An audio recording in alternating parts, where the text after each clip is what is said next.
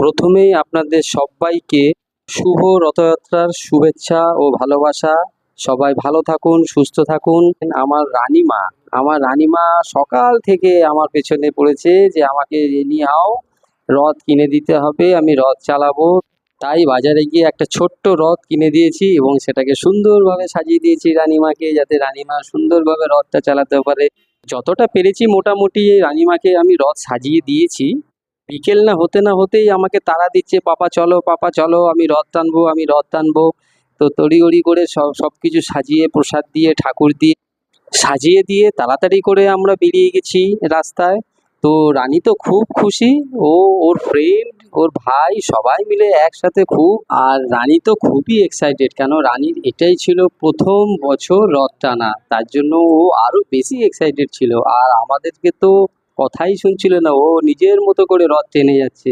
এ প্রসাদও দিয়েছে অনেকজনকে। আর তোমরা সবাই কমেন্ট করে জানাও আমার রানীমাকে কেমন লাগছে। আর সবাই একসাথে বলো জয় জগন্নাথ।